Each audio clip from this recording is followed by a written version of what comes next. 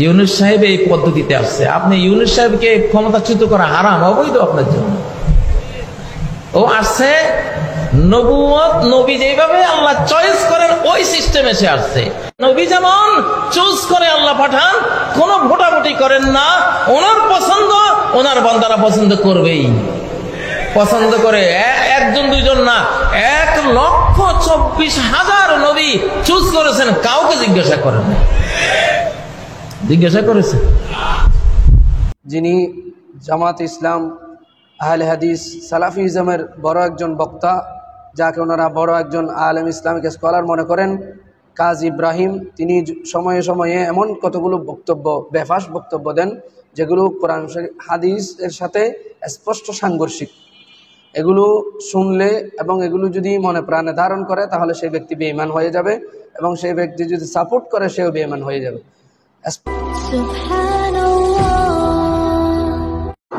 আসসালামু আলাইকুম ওয়া রাহমাতুল্লাহি ওয়া বারাকাতুহু। আহমাদুহু ওয়া নুসাল্লি ওয়া নুসাল্লিমু আলা রাসূলিহিল কারীম, আম্মা বা'দ। আউযু বিল্লাহি মিনাশ শাইতানির রাজীম। বিসমিল্লাহির রহমানির রহিম। মা কানা মুহাম্মাদুন আবা আহাদিন মির রিজালিকুম ওয়ালাকিন রাসূলুল্লাহি ওয়া খাতামান নাবিয়্যিন ওয়া কানা আল্লাহু বিকুল্লি শাইইন আলীমা। আও কামা ক্বালা an-নাবী সাল্লাল্লাহু তাআলা আলাইহি ওয়া সাল্লাম, আনা খাতামুন নাবিয়্যিন লা নাবিয়্যা বা'দি।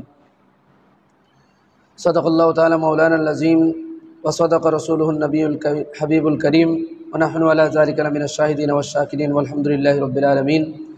সুপ্রিয় দেশ এবং প্রবাসের যে যেখান থেকে আমাদেরকে মেশকাত চ্যানেলের মাধ্যমে দেখতে পাচ্ছেন, প্রত্যেককে আমি আন্তরিক মোবারকবাদ ও ধন্যবাদ জানাচ্ছি। অত্যন্ত দুঃখ ভারাক্রান্ত হৃদয় নিয়ে আমি আপনাদের সম্মুখে উপস্থিত হয়েছি। সচরাচর আমি লাইভের মধ্যে আসি না, কিন্তু একেবারে এমন একটি কুফরি বক্তব্য দিয়েছেন যিনি জামাত ইসলাম, আহলে হাদিস, সালাফিজমের বড় একজন বক্তা, যাকে ওনারা বড় একজন আলেম, ইসলামিক স্কলার মনে করেন, কাজী ইব্রাহিম, তিনি সময়ে সময়ে এমন কতগুলো বক্তব্য, বেফাস বক্তব্য দেন যেগুলো কোরআন হাদিস এর সাথে স্পষ্ট সাংঘর্ষিক। এগুলো শুনলে এবং এগুলো যদি মনে প্রাণে ধারণ করে তাহলে সেই ব্যক্তি বেঈমান হয়ে যাবে, এবং সেই ব্যক্তি যদি সাপোর্ট করে সেও বেঈমান হয়ে যাবে। স্পষ্ট সূরায়ে কোরআনুল কারীমের সূরায়ে আহজাব 22 নম্বর পারা 2 নম্বর পৃষ্ঠা, সূরা নম্বর 33 আয়াত নম্বর 40, সেখানে আল্লাহ পাক রব্বুল আলামিন বলেছেন, ওয়ালাকিন রাসূলুল্লাহি ওয়া খাতামান নাবিয়্যিন। স্পষ্ট দলিলের মাধ্যমে আল্লাহ পাক ঘোষণা করেছেন আমাদের নবী হযরত মুহাম্মদ মুস্তাফা সাল্লাল্লাহু আলাইহি ওয়াসাল্লাম তিনি সর্বশেষ নবী, তারপরে আর কোনো নবী আসবে না। এভাবে আমরা দেখতে পাই সহিহ মুসলিমের হাদিস এবং সিহাসিত্তের অসংখ্য হাদিসের মধ্যে হাদিসটি এসেছে 2286 নম্বর হাদিস, সহিহ মুসলিম শরীফ, আনা খাতামুন নাবিয়্যিন লা নাবিয়্যা বাদি। রাসূল কারীম সাল্লাল্লাহু আলাইহি ওয়াসাল্লাম এই হাদিসটি বলেছেন যে আমি শেষ নবী, আমার পরে আর কোনো নবী আসবে না। তাহলে এটা স্পষ্ট হয়ে গেছে।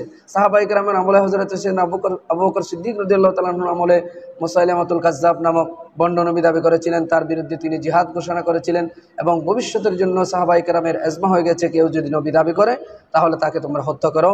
এই ব্যাপারে একেবারে সাহাবায়ে কেরামের ইজমা, শরীয়তের ফয়সালা। ইমাম বুখারী সেটি নোট করেছেন। তাহলে সেই ব্যক্তি কিভাবে বলতে পারলো বর্তমান প্রধান উপদেষ্টাকে নবী যেভাবে নির্বাচিত হয় সেইভাবে আল্লাহ পাক নির্বাচন করে পাঠিয়েছেন, তার বিরোধিতা করা, তাকে ক্ষমতাচ্যুত করা হারাম, এই কথাগুলো কিভাবে বলতে পারলো? একজন আলেম হয়ে এই ধরনের জ্ঞান পাবে কথা কিভাবে তার মুখ দিয়ে আসলো? সে যদি সুস্থ মস্তিষ্কে এবং হুঁশ ঠিক রেখে, তার জ্ঞান ঠিক রেখে সে যদি বলে থাকে, তার উপরে তওবা করাটা ফরজ হয়ে গেছে। সেই যেন নতুনভাবে কলমা পড়ে তওবা করে জাতির কাছে এবং আল্লাহ রাব্বুল আলামিনের কাছে সে যেন তওবা করে নতুনভাবে ঈমান আনে, আমরা তার প্রতি জোর দাবি জানাচ্ছি। আর যদি সে অজান্তে ভুলক্রমে বলে থাকে, সে তাও যেন আল্লাহ রাব্বুল আলামিনের কাছে তওবা করে, সে যেন নতুনভাবে আবার সেই বক্তব্যের ব্যাপারে আরেকটি নতুন বক্তব্য পেশ করে জাতির কাছে। আমরা সেই অনুরোধটি তার কাছে জানাচ্ছি। জাতির কাছে আমি একটাই অনুরোধ রাখবো, যুগে যুগে, সময়ে সময়ে, খালে খালে এই ধরনের মুরুক্ষ, জেহালত, এই ধরনের জ্ঞান পাপীরা আপনাদেরকে পথভ্রষ্ট করার জন্য 72টি ফেরকার ওলামায়ে কেরাম থাকবেন। আপনারা সেদিকে সজাগ দৃষ্টি রাখবেন। আহলে সুন্নাত ওয়াল জামাতের ওলামায়ে কেরাম এখনও আছেন, তৎকালীন সময়ে ছিল, এবং আমরা কিয়ামত পর্যন্ত ইনশাআল্লাহ আহলে সুন্নাত ওয়াল জামাতের সহিহ আকীদার লোক থাকবেন। আপনারা কোনো সময় কোনো বিপদের মধ্যে পড়লে এই ধরনের বেফাস বক্তব্য শুনলে ওলামায়ে কেরামদেরকে ইনফরমেশন করবেন। ইনশাআল্লাহ আমরা সঠিক বক্তব্যটি আপনাদের কাছে উপস্থাপন করার চেষ্টা করব। ওমা তৌফিক ইল্লা বিল্লাহ, আলাইহি তাওয়াক্কালতু ওয়া ইলাইহি উনীব। আসসালামু আলাইকুম ওয়া রাহমাতুল্লাহি ওয়া বারাকাতুহু।